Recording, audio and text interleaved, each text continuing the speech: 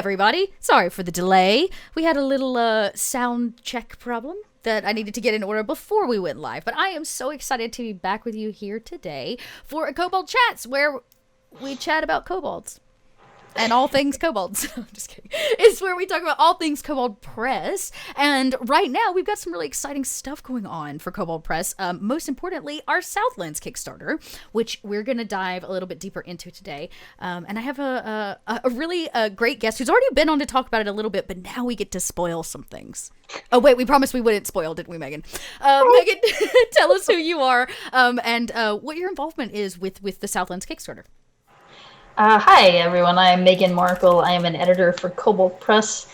And for the Southlands Kickstarter, I am the lead editor and I guess kind of sort of developer on the City of Cats book. And then I think I'm also doing the Tales Beneath the Sands book, the exclusive that comes with it. Nice. Okay, so for all of you at home that do not know, there are 4 books included in this big old Kickstarter. We're going to talk about one of them specifically today, as Megan stated, she's an editor on. But before we do, I have to say, Megan, this T-shirt you're wearing, where can I get such amazing things as this Tome of Beasts 2 T-shirt that you're wearing? Because I realize I'm being a bad kobold and I don't have any Kobold Press merch, y'all.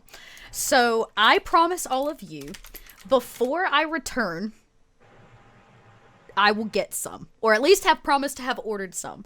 But you can get awesome shirts like that one on the Kobold Press store, which I just dropped in chat. See how I did that? Yeah, so about this Kickstarter. Let's talk about it. So it's been going really well.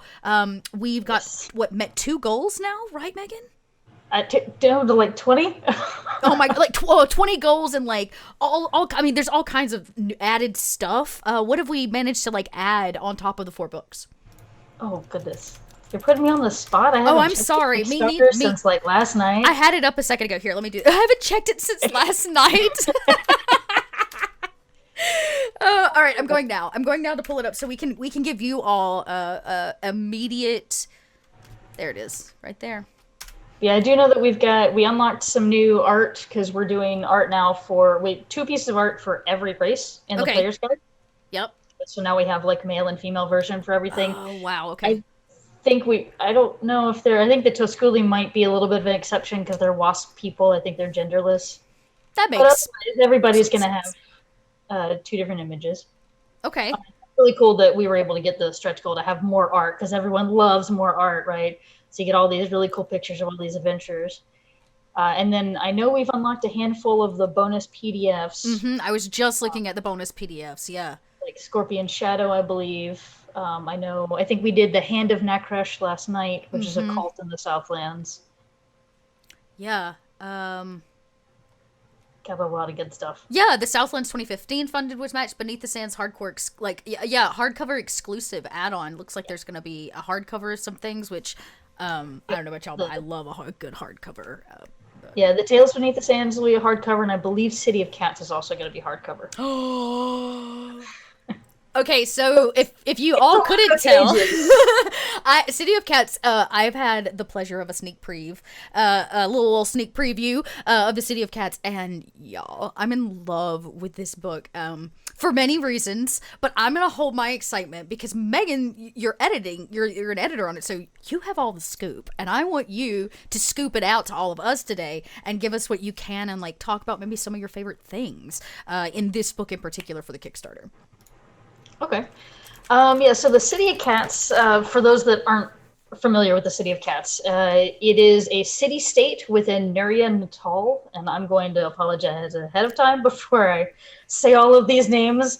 I definitely, I know how to spell them all, and that's my job, is to spell them all, not say them all.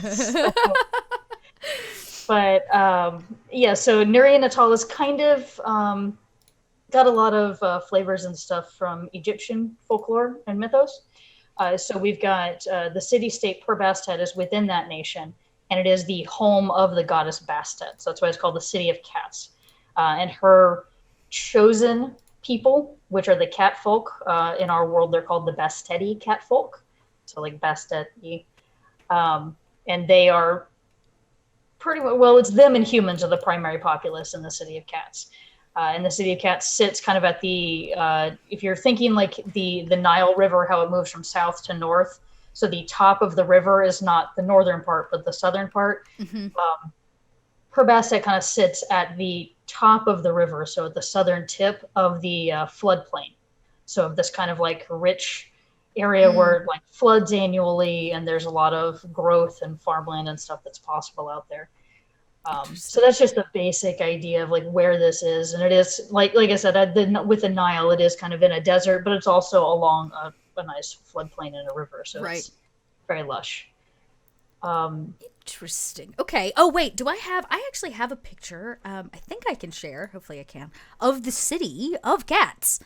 But check it out. This is actually a sneak preview of the interior, just a little bit of the PDF, but I just love the image of the city. It's so it's much bigger, I think, than like when I originally thought about it. Like it's a massive city. Yes, and the artwork is just beautiful. Oh yeah, I love that art piece. It really does give you, like you said, the massive breadth of how big this city is, because most people think, oh, city, whatever, but you don't really understand how big cities are until you get a picture like that. So it's really great. And I like too, because I mean, I live in the Seattle area, so any given day, as long as it's not cloudy, we can see Rainier in the distance. Yeah. And I like in Purbastet, it's described in the text that no matter where you are in the city, you can see the dome of the divine face of Bastet. So her temple is like this golden temple up on a cliff. So no matter where you are in the city, you can see her temple. So it just reminds me like being, near. Oh, I love that. That's a cool, yeah. Also, this also means she's always watching, which is also kind of like, oh, okay, great. Yeah, I can always see it. That means she can always see me. Right? So, so the art is one of the things that I think is really unique about this book. One, because it's absolutely beautiful, but two, because y'all, the maps, and that's all I can say. The maps. I can't show you any of them, but if you love maps, especially cityscape maps, my heart goes pitter patter. So that's one of the things I can tell you that I love about it. But what are some more things that you find really maybe unique or interesting about the process of putting City of Cats together? Because you're you know all the secrets. Yes. I had to take a pile of text and put it all into one big book. And then, so with Purbastet, we did do a chapter. It's a relatively sizable chapter in our older version of Southlands for Pathfinder we did several years ago. There was a chapter of it dedicated to Purbastet, and it gave like just a brief little like single paragraph about just different aspects of the city. So it was interesting working with Richard Pett and expanding that, right? Like we turned a little paragraph of this one district into an entire chapter essentially of the district. And Richard did a really good job of making each district feel like its own miniature city within the city. And like my favorite aspect of that is that he did like this sights, sounds, and smells chart for every chapter. So like there's this little table you can roll on, and at any point, like something random that you hear or you see or you smell while you're going down each of these districts. So he's got like that little rolling table in every district to make it feel more alive. Yeah. To make each district feel unique. So that begs the question that it seems like there's a lot of content for, say, a GM that wants to run a campaign. Like it looks like you could run like a giant campaign inside of just City of Cats. Oh yeah. Yeah, and it's great too because Richard included at the end of each of the district sections, we have like at least a paragraph, sometimes it's half a page worth of suggestions of how you can have an adventure just in that district. Wow. So you can have like full miniature campaigns just in a single district because we've added some new NPCs and stuff in each district. There's a lot of new locations in each of the districts. Yeah. And then with NPCs and with locations, there becomes intrigue, right? Like, the local sheriff of this district happens to spend too much time at the casino, right? So then you can find that out, and you can find out why is he spending so much time at the casino? Oh, because of this happened. Right. And then who at the casino is trying to manipulate him? Oh, this other stuff is happening, And you can have just a miniature campaign just in that one district revolving that one dynamic between that sheriff and the other people in his life that are trying to manipulate him or that he's trying to manipulate, right? and that's just one tiny aspect of the Wow. city. So it's, yeah, you really could run like so many full campaigns. So more than one full campaign out of just City of Cats. That's it's very cool. But it's also, I think I find sometimes as a GM you don't always get a cityscape as a great foundation for a campaign. Like oftentimes you start in a city, but then you leave a very populated area to go out where you can't do as much collateral damage to, you know what I mean? And so it changes the way that oftentimes campaigns are played. And I really love the idea that you have a very kind of dense, well thought out, kind of a city that allows for like a deeper campaign for you and your players if you wanted to take on some intrigue or possibly some, I imagine, politics at some point, which I think is really cool, and not you don't often find, at least not on that vast of a scale. So that's pretty exciting. Yeah, well, and on top of it being vast, like one of the big things that I've heard people tell like brand new GMs, they're like, hey, don't start in a city because people are just going to randomly go talk to somebody and you're not going to have any idea of what to do. And what I like about City of Cats is because it's so segmented by district. Well, it feels like a full city, right? But because you can take like district chunks and kind of focus on that, it helps you, know what all is in that district and gives ideas for locations within that district. And then we also have in the appendix a bunch of standard generic NPCs that might be anywhere in the city at any point. Nice. So if you do have your PCs wander off and they're like, I want to go talk to the bum on the street, we actually have like two or three different like bums in the appendix. Well, I don't want to say bum because that's not really appropriate, but like people that kind of live in the streets, they don't really live in a specific place. Right. And you can kind of work with that. They've got their own little backstories and stuff. So you have that kind of, I mean, I don't want to say any brand new GM can pick this up and immediately run with it, but it's not really as daunting as some of the larger cities that might be out there. Like our city, Subac, is very large and very complex. So. Yeah. Okay. Well, that's good to know then, because you're going to get a lot out of the entire Southlands Kickstarter, and to be able to have a campaign like so readily available and so with so many resources for GMs is I say hecka exciting, but that's just me maybe. Okay, so we talked a little bit about the art and some of the goodies you'll get, like these great cityscape maps and these different districts. But I imagine there's like a through line. There's like some underlying thing that's like bubbling in the larger story. And I don't know because I haven't read it through because I don't want to spoil it for myself because I'm playing in it right now. But I was hoping you could maybe talk a little bit more about how all the different pieces like came together, because it is a big book. You had a couple different writers on it and people working together, and so just a processes kind of look at what a book like that really takes to like piece together. Yeah, I mean, I think the biggest thing for me as the editor that was really difficult to determine was what order to put the districts in, right? Because there's 9 districts. It's the City of Cats, so there's 9 districts, 9 temples. There's a lot of 9 if you didn't know. If you guys didn't know, this is the City of Cats. But yeah, so kind of figuring out how we wanted to organize and structure that. And then like the second half of the book is those adventures and bringing those adventures together, because 2 of the adventures, Cat and Mouse and Grimmelkin, were originally intended to be kind of sequels of each other. Well, Grimmelkin was a sequel of Cat and Mouse, but it's a sequel that's like 5 levels later. So that was a challenge in and of itself to kind of figure out what we wanted to do to kind of bring those together more so that the City of Cats book could be its own gazetteer with a level 1 to 5 miniature campaign in the city. So we then we picked up another Richard Pett adventure, which is 3 Little Pigs, and that takes place in the city during a big festival. And 3 Little Pigs was unlocked in the Kickstarter, so we were able to add it to City of Cats to kind of bridge that gap between Cat and Mouse and Grimmelkin. And then as the editor and developer on it, I then had to tweak some of the encounters and stuff to make it to where it flows seamlessly from you start at level 1, and then by the end of it, you are level 5 to 6. Right. Okay. Right? So that ended up being a lot of fun. And then we also included a section at the beginning of that adventures chapter that kind of gives you guidance on if you do want to run it as an all-in-one thing, here's how you do it. Or if you want to run it as the individual adventures, here's how you would do it. Okay. That was a lot of fun. That is very, oh gosh, it's just so, now I want to run it. I'm playing in it, and we're doing actually, for those of you that don't know, we are doing a City of Cats actual play to give you a very kind of quick sneak preview. We start that next week, right after the we're taking a spare week to make sure it's shiny and perfect for all of you, because productions take time, but we recorded this last Sunday, and y'all, I cannot wait to share it with you.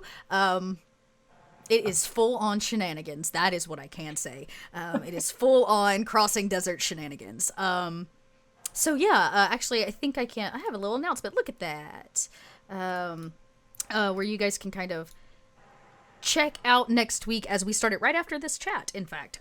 So you can stick around, and it's about an hour and a half, which is, in my opinion, the perfect time for an actual play. Not too long, not too short. So yeah, come check that out when all is said and done.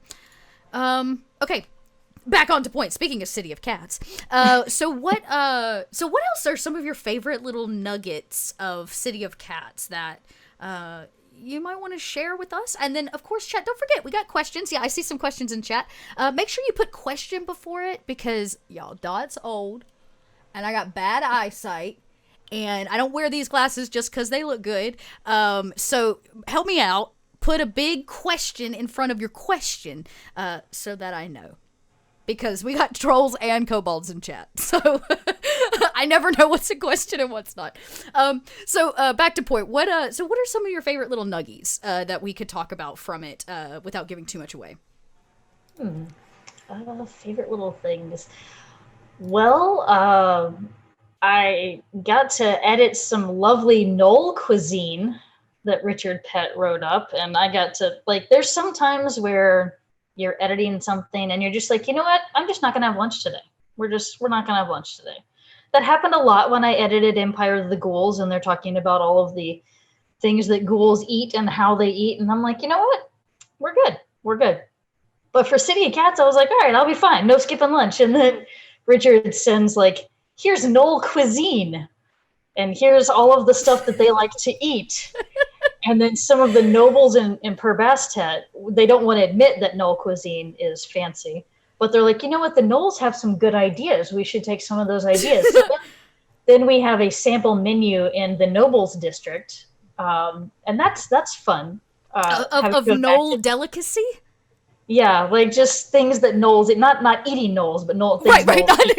That's a totally different campaign. Right. Okay, so it's like a little, okay, and so you're telling me that the upper crust is taken to the Knoll cuisine. Well, because it's trending right now, right? Oh, it's trending. These Knolls have some interesting, palates. Now, there's a lot of the stuff that, of course, they don't eat because they're like, ew, that's Knoll stuff. But they have taken some of the palate, or some of the interesting ideas. But some of it that Richard was sending me, it was 10 tongue pudding or something like that.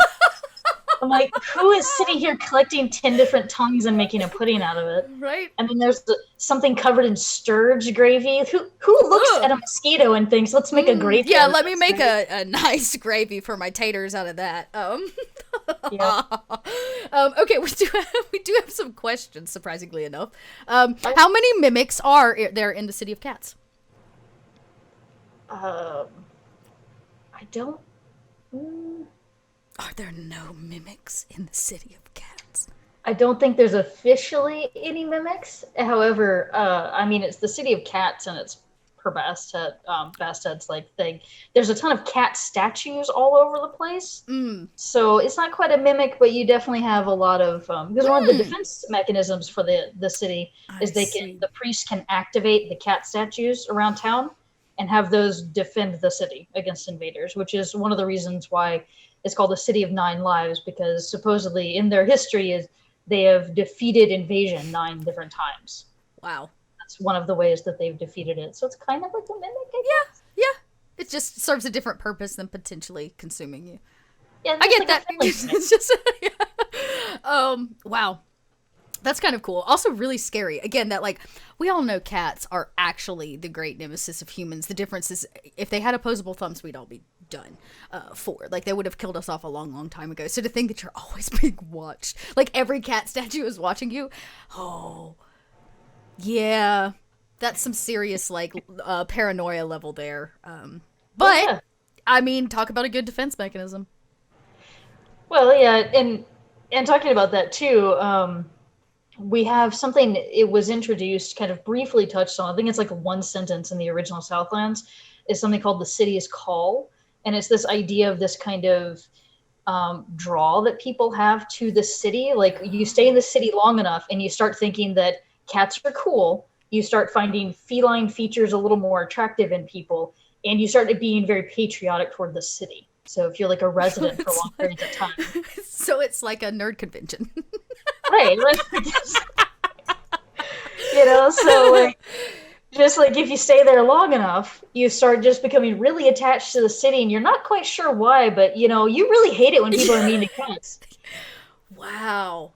Yeah, and like the people that have studied it have found that it's like some divine thing, like there's some weird divine magic going on there. Okay. But yeah, after you're there for a while, you don't want to leave. Yeah. And we thought it would be fun to actually create a mechanic out of that, like a game mechanic of how do you implement this kind of almost magical, subtle patriotism that happens in people, because the city will also protect its own, right? So Right. like if there's some outsider coming in and some shopkeep is just sitting there doing his normal business, and somebody comes in and it tries to be like really mean to the shopkeep or something like that, suddenly there's a bunch of cats around the guy.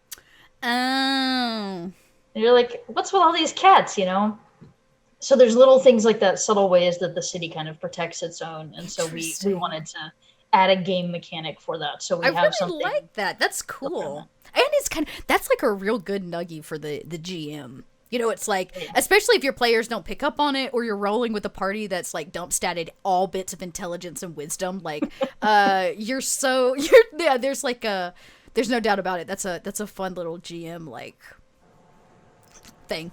That's very cool. Good nug. Oh, we've had a couple more questions come through. One I promised to hold because it seems that somebody's walking their dog and they're asking, and it's a good question. But which is worse, Knoll or Ghoul cuisine? Oh goodness. I mean, I guess it depends on who you are. They both like gorging themselves. Gnolls actually cook their food, right? They pick weird things, but at least they cook it. Right. Okay. Gnolls prefer raw, so I think the ghoulish cuisine is a little worse. Ish. I mean, but I guess if you're eating with the emperor in the empire of the ghouls, right, it's probably a little more refined than if you're eating like on the streets of Perbastet with the gnolls there. So, I mean, I think we're probably about even, I think it's really just what kind of a Friday night is it? Is what I heard. Yeah. Okay, hopefully, I don't know if we're back from... First off, welcome in, Amanda. Amanda did make it. Welcome, Amanda. Oh, yeah. Will there be a chart, like Zobek's doing time for it, and for it that will will do punishments for crimes? Ooh, interesting. Right, so the interesting thing about City of Cats, it does have... Because we haven't talked about the leadership at all, or the political structure. Yeah, so, right. City of Cats, because of this call that kind of engenders this kind of, like... patriotism and all of its people, the different groups within City of Cats, it's a very chaotic mess, right? Because it's a city full of predators, essentially. You've got gnolls, you've got catfolk, there are some ghouls and others that are or ghoulish individuals that live there. So you've got this kind of like chaotic mess, and this call kind of brings them all together in this whole these people are my extended family type of way. Right? Like, so gnolls don't necessarily get along with the catfolk, but if somebody was mean to a catfolk in front of a gnoll and you're not local, the gnoll will attack you to defend the catfolk, right? It's like, it's kind of like, I don't like my second cousin, but he's my second cousin. But they're still family, yeah. Right? Okay. So that means that there's a lot of, with law enforcement, there are a lot of issues that people will kind of fight it out, but as long as there's no major deaths, Okay. there's usually not any major issues with that. So as far as like a doing time type thing, we have, if you use the Midgard rulebook, we introduced an optional rule in the Midgard rulebook called status. We have a full status chart specifically for City of Cats that gives you an idea of, what kind of things make people upset in City of Cats and what kind of things are good in City of Cats. Mm-hmm. And then we also do have a handful of local law enforcement, like NPCs. Like we've got some Basset warrior priestesses that go around and kind of like help maintain stuff. We have some scribes of Thoth Hermes that are there to kind of like lay down the law.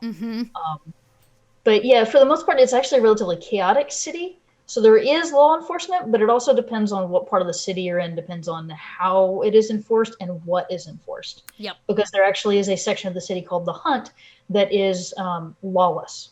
Like anything can happen. There's some monsters that live in it. It's kind of a ruined section of the city. Ooh. I feel shenanigans. That's what I heard. Yes. A section of the city that's like, left alone, that calls.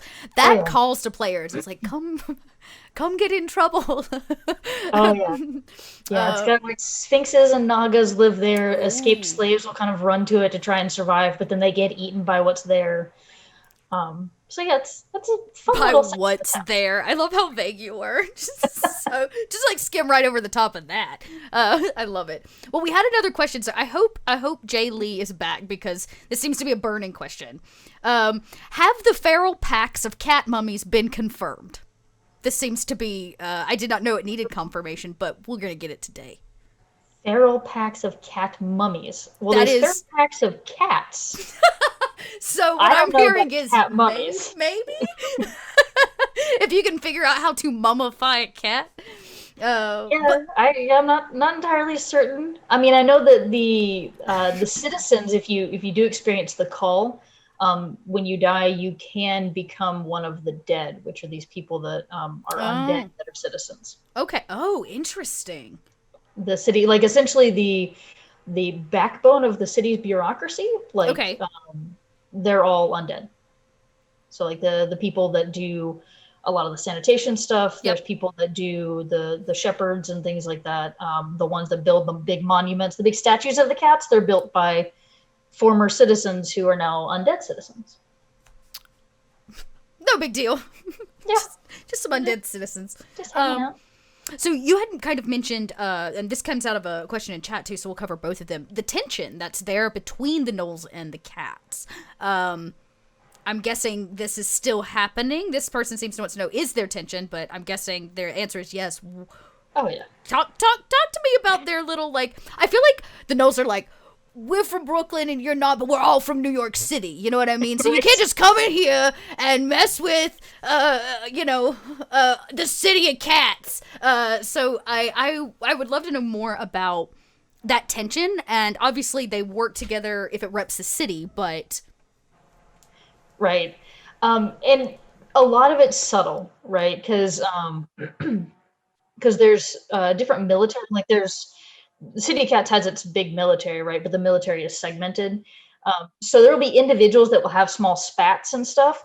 But the careful balance with them is, I don't like you, and we're going to have a bar fight. But if the bar fight gets big enough that the generals are involved or anything else is involved, then it becomes a gigantic issue, and we don't want that. Oh, so there's the lawless section of the city called the Hunt, where people will, I mean, you can kill each other in that, whatever. But most of the time it's small spats or little subtle ways that they kind of get at each other, because there's still political intrigue and things like that.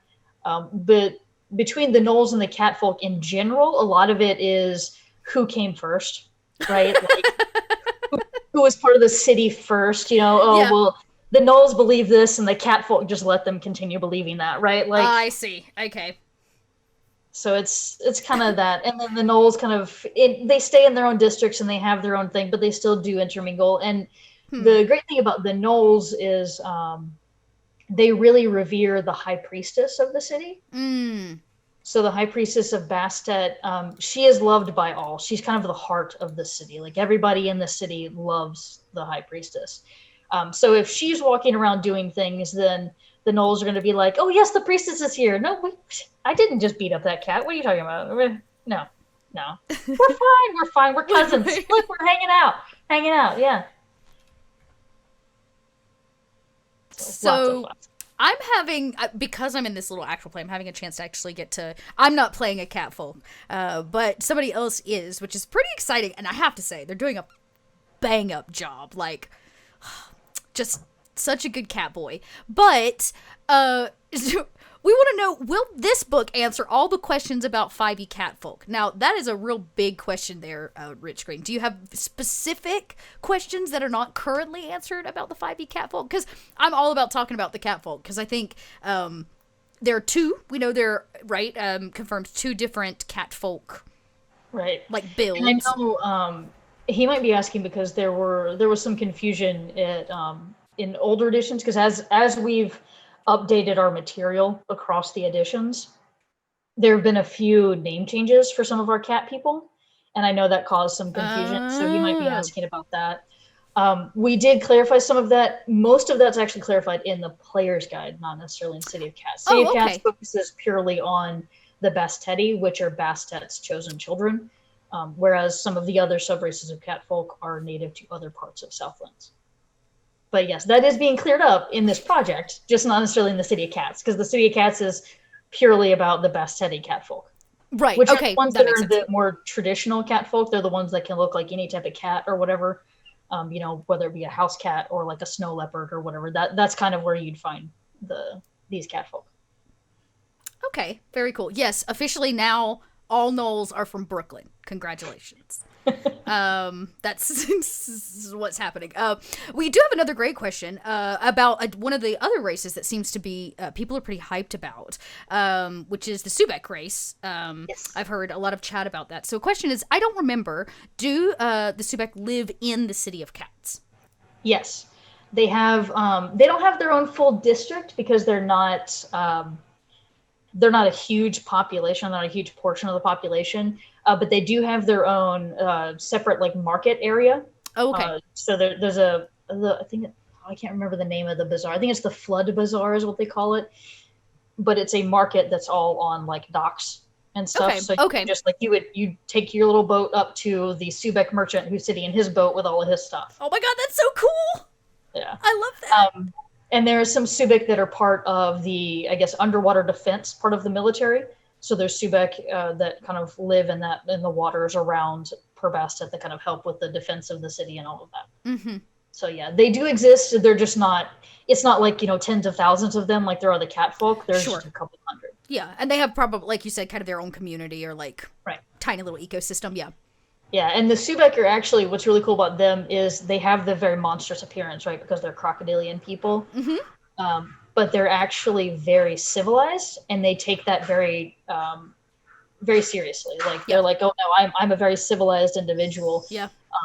In the Wharf district, we have one major NPC that kind of like owns or runs a section of the wharf, and he's a Subac, and he's very picky about making sure that he pays his tithes and stuff to the church, and that he looks like an upstanding citizen, and he contributes to like local orphanages and all this stuff. Like, oh my god, he's such really, a little philanthropist. He's this like really bang up guy. He's great. But yeah, so we have a handful of Subac NPCs that are major NPCs, even though they are a smaller section of the city. Okay, very cool. We actually have one of the other characters in our actual play is Subac, and he's very exactly as you described it. In fact, such a good boy. So that's another sneak peek. I guess you guys will get to see that in actual play. Other stuff. What other stuff do you have for us? Little snippets or sneak previews or things that you, I don't know, even think might be interesting for us to know that we wouldn't expect out of the City of Cats book. Well, I know that because Purbastet and Southlands are books that came out Purbastet didn't come out as a book several years ago, but we had Southlands come out several years ago. I know a lot of people are like, oh, is it just the same stuff, right?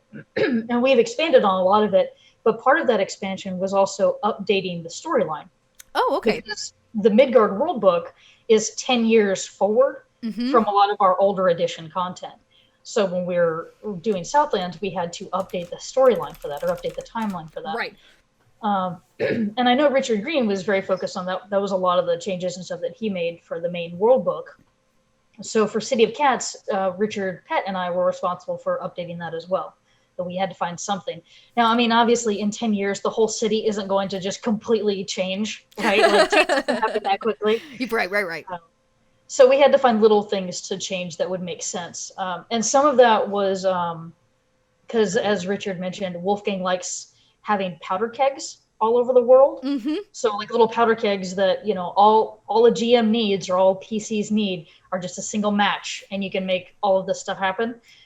And one of the powder kegs that was in Per Bastet in the original, we actually did set off and caused some changes to happen with all of that. And then we set some more little nuggets of powder kegs related to it. Okay. And that big change came with the leadership. I think that was the most obvious powder keg that in 10 years would have to blow. Like something would have to happen based on what was set up in the earlier version.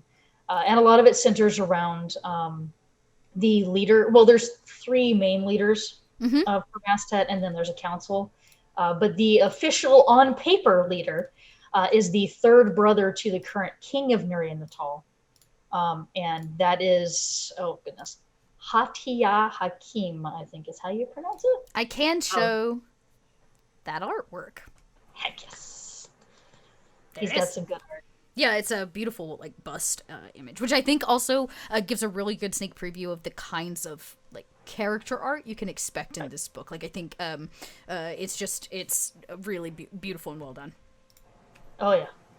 Yeah, and I really like how they did it too, because they did a good job of making him look a little bit older, but not too old. Yeah. But yeah, so a lot of the leadership changes that happened, or a lot of the powder keg changes, were related to him. So for those that are familiar with the older system, or the older edition of Southlands, he ended up falling into the River of Sand. There's a giant river of sand that runs through the City of Cats. No big deal. No big deal. No big deal. It's kind of a magical river of sand, and it just like ends in a pit in the middle of the city, and nobody knows where the pit goes, because when you toss stuff down there, sometimes 100 years later, whatever you toss down there appears somewhere in a desert, thousands of miles away, looking like you left it there yesterday. See, now that sounds like shenanigans. Oh, to solve the mystery of the sand pit? Oh yeah, tons of fun. Yeah. But yeah, so he fell into the river. He had a small fall, and because of the different effects of the river, he ended up having getting minor oracular powers. Oh. And so in the older iteration of the book, or of the Southlands, he was kind of stepping away from leadership because he had these powers. He had no idea what was going on. He kind of thought that maybe anything he might do might doom Per Bastet, right? He's like, I might make a decision based on these weird visions I'm seeing, and that decision could cause a ton of havoc for the city, right? And he was terrified of causing the city to fall because of that. So he stepped away. And that kind of left a little bit of a power vacuum, or more like shifted the power balance. Yeah. So in this update, it's 10 years later. He's no longer, what are these weird images in my head? He actually has a firm grasp of it now. And that did change kind of the dynamic, the political structure and dynamic within the city, because he is more involved now. Right. So that'll be a little tidbit of spoiler there. Little tidbit of spoiler. It's a lot of fun. Yeah, really. Like I said, the artwork's very neat, and I love good political campaigns. Like anytime I can challenge my players to do something other than stab it. Now we'll always do lots of stabbing before it's over with, but like I love the moments where it challenges them and like pushes different skills or different opportunities for spells that don't always get used and stuff like that. And so anytime you really build in a very interesting political dynamic into something that can be used in a campaign, I'm always like, I'm here for that. Let's see, we had another question. Oh, there it is. Yes, my old eyes see it. It says, are there links or hooks connecting Bastet to Nicosia, did I get that right, or other more southern parts of the Southlands? Like, does it connect outside? So there's a few little things like in the leadership, because there were a handful of individuals that are part of that council that are connected to other parts of Nurien Natal. Like, for example, the leader that's on the image of right there. He is the 3rd brother of the current king. So obviously he has more of a connection, because a lot of Nuria is a bunch of these city-states. They're kind of insular, right? But they're still part of the nation of Nurien Natal. Sure. And some members of the City of Cats leadership are like, no, we're independent. We don't need the rest of Nuria. And some of them are like, no, we are bound to Nuria. We have to still work with them. And then, of course, there's this whole, well, the last time the dragons raided us, they weren't here. Whack. Because the dragons do their raiding all the time. Right. So there's some connections with Nuria Natal, but there's not a ton of connections as far as outside of that. We did want to make sure that the City of Cats book was relatively self-contained, so that if you are interested in having like a desert city that's on a river and has some fun adventures in it and is very heavily themed, you could take this city and put it anywhere in your world as long as your world has a desert, right? Yeah. So we didn't want it too tied to everything else. It fits in Midgard, obviously, but we definitely wanted it to be a little more self-contained. So there's not a ton of connections as far as all of that other stuff is concerned. But yes, the Nakasi are the other catfolk people. They're the ones that are a little more lion-like, and they are from southern Southland. Interesting. And that, I think, is covered in the player's guide. It is, because I've read it. Or at least what we have right now of it. Okay, that's very, so one of the things, question, are there any stretch goals that are going to get to add to the City of Cats book with the Kickstarter? Like that we don't have right now that we could have? Because I feel like chat may be really interested in like what we could have in the book that we may not. As of right now, the two things that were stretch goals for the City of Cats were the Three Little Pigs adventure, right? So that's now added with it, and then the new character sheet. So there's going to be a character sheet specific for City of Cats. That's going to be back of it. And so we've already got those. Yes, the character sheet just unlocked a day or so ago. Yeah. Okay. So we just really made that goal. So we've got some other stretch goals in the works then. Okay. Cool. Yeah. I just I'm very excited to see it at its fullest. So I'm like, what else can we get, everybody? What else can we stuff in there? It's already a really big book. Yeah. Right. We can't stop talking, Dot. You're making it worse. Yeah. I think we're somewhere around 150 pages right now, and it's a hardcover. Yeah. It's really big for a small side. Well, it's not a small side book, but it's meant to be its own little city book. So. Yeah. It's like I said, we're just now getting to the point in our actual play. I can't spoil it, but we've actually just touched like down in the City of Cats. So I'm like, after this, I am jonesing for our next game because now I'm like, oh, we're there. This stuff is happening in the sand pits and rivers. So yeah, I'm really excited about it. So, well, we are in our last 15 minutes. So chat, you know what that means? If you got a burning question, now is the time to light that sucker on fire. Drop it in chat. Make sure you put question before it so that I don't miss it. Yeah, and what else? Any last minute thoughts or anything you want to drop before we kind of wrap up for the day, Meagan, on your involvement with the book?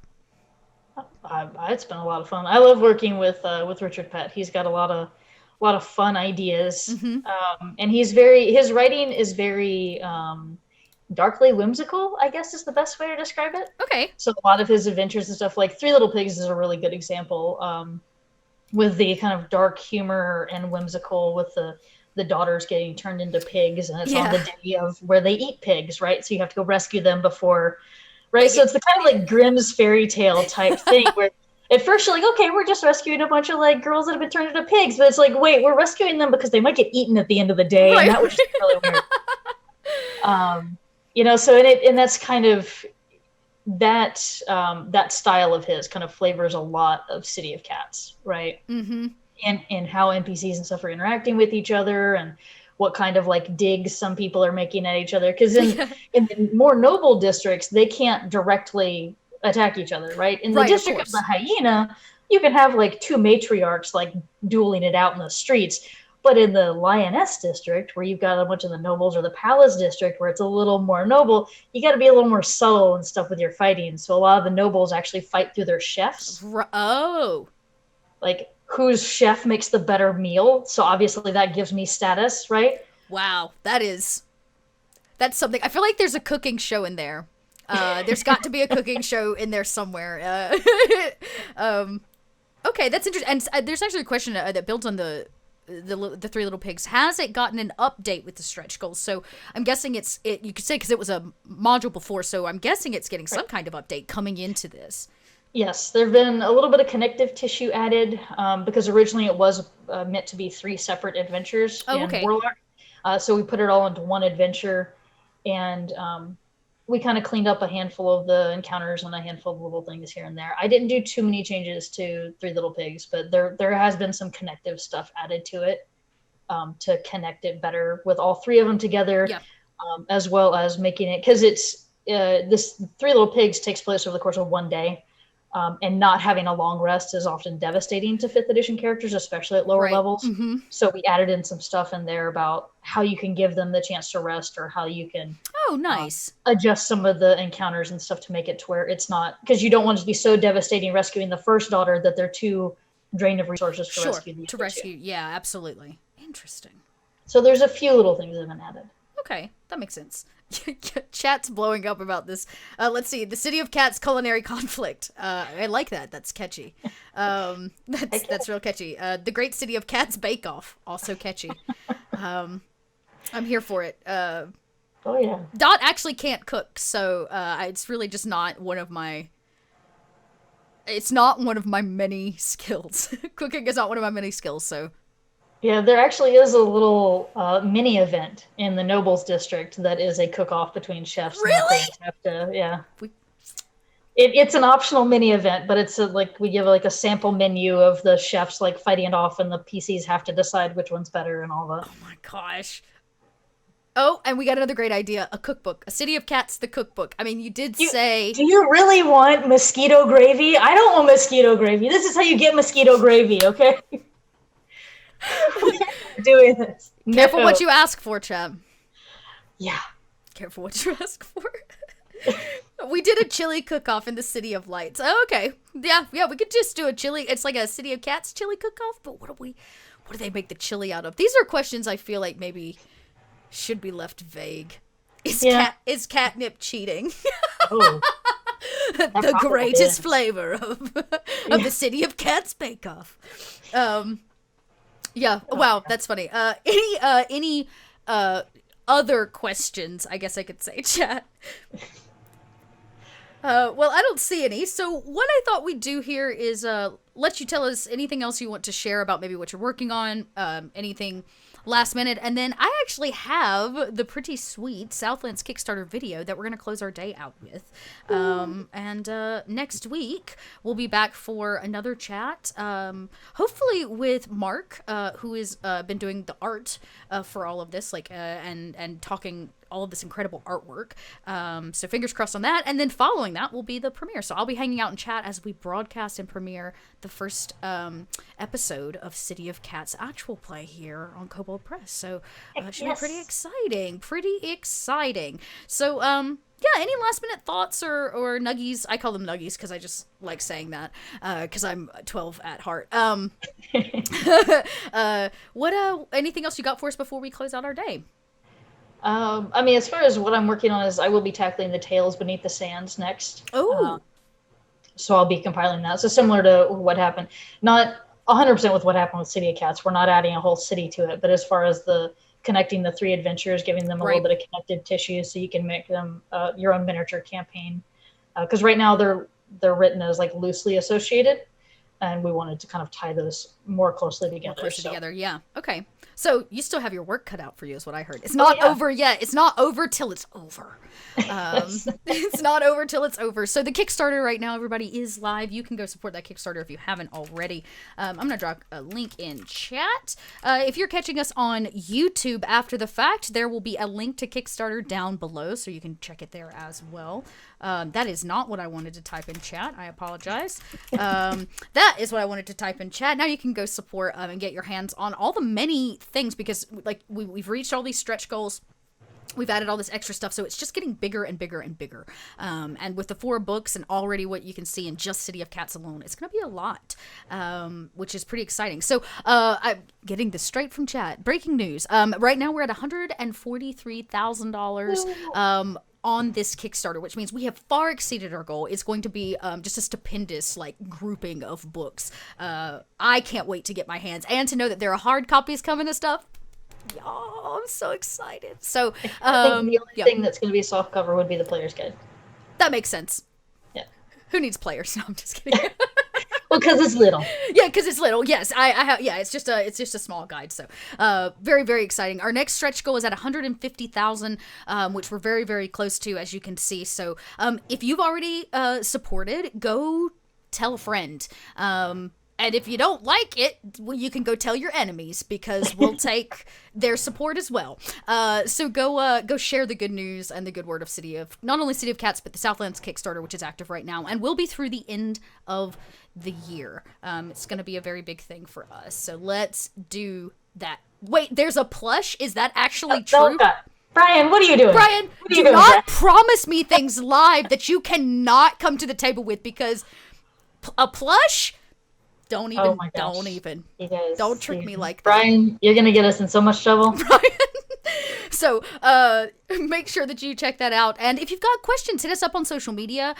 Go post on the Kickstarter. Let's see what we can't answer for you, tell you more about it. And we'll be back here, same Kobold time, same Kobold channel, next week, chatting more Southlands and about this Kickstarter, giving you the first kind of look at what you can expect before it comes out.